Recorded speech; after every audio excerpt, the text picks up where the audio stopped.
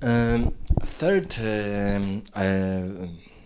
this maybe not the third, maybe this episode of Star Wars is about destroying malevolence. The Republic found that this mysterious weapon, which causes so much damage to even capital ships of Republic, is the gigantic, humongous warship, and they decided to commission a small team of fighters, leading by Anakin Skywalker, to destroy Malevolence, because this is the name of this cruiser. And so this episode is also with Ahsoka and Anakin, so they are really. Every episode with Ahsoka Tano and Anakin Skywalker is good. There are no bad episodes with these two characters, and as we know, Anakin Skywalker will be in the future will be Darth Vader. So right now, Ahsoka Tano is his apprentice. Anakin is now full member of Jedi Order, and he has his apprentice Ahsoka. They are both flying, and we know that Anakin probably didn't like Ahsoka's flying because she's his gunner. She's his gunner, and they travel through Elmora Run, which is nestling ground to the gigantic mantis, because they want to evade and be faster than Malevolence, because Malevolence want to destroy a medical station. They want to be faster, outmaneuver him, and outmaneuver it, and they chose this.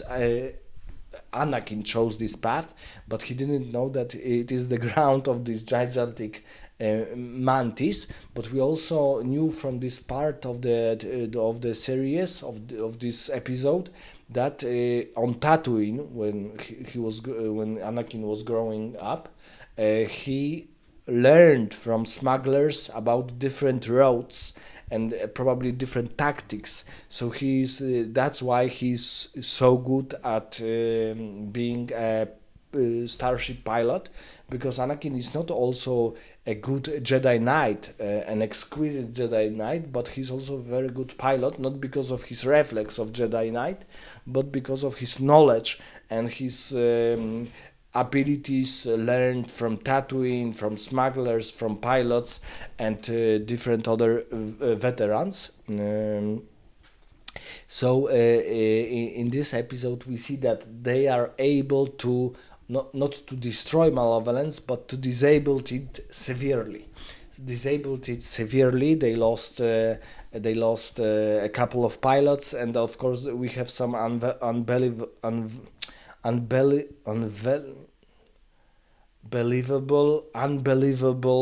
uh, unbelievable moments. For example, iron cannon is for example shooting, and it is like a circle, and they cannot go left or right. They want to go up, and of course some of them will be caught in this ray, but they could also very easily go just left, right, and the ships which are flying with Anakin could very easily outmaneuver this iron cannon ray, because it's like a circle but not very big, and they can just maneuver left, maneuver right, but it is a show for younger teenagers and even children, so we don't have to focus on what is believable, what is unbelievable. Um, and of course, in this episode, we also have Master Plo Koon, but as all Jedi Masters, or almost all Jedi Masters in Clone Wars, he's completely he's boring. He's completely boring, completely. So these two characters, Anakin and Ahsoka, put us through this rather action-packed episode. Mm, Yeah, and we also have this emotion, this feeling that Anakin was rather fond of his clone troops. He wasn't as delicate or as friendly as Yoda, but he was still rather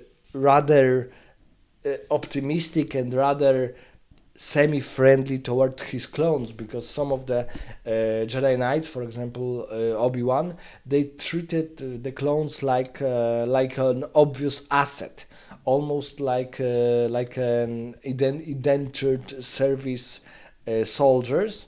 But Anakin, we see that he's caring for his troops, even though they are only or just clones. And what else?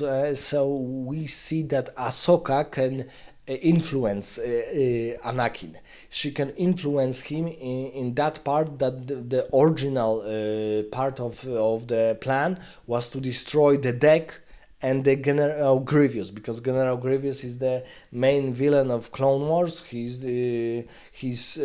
commanding all the clone armies, not Count Dooku, but General Grievous, and he is leading the Malevolence into battle. So the Anakin thought that destroying the deck with General Grievous will be the main objective. It was impossible. It was hard to achieve, or almost impossible to achieve. So Ahsoka Tano convinced him to change the main mission to just disable the main weapon of Malevolence, and it was a successful mission. Malevolence was severely damaged. Um, and now Anakin, Obi-Wan is pursuing with three capital ships the disabled Malevolence to finally destroy him. So this episode is showing us that these two characters, Ahsoka Tano, Anakin Skywalker, they combine each other very well.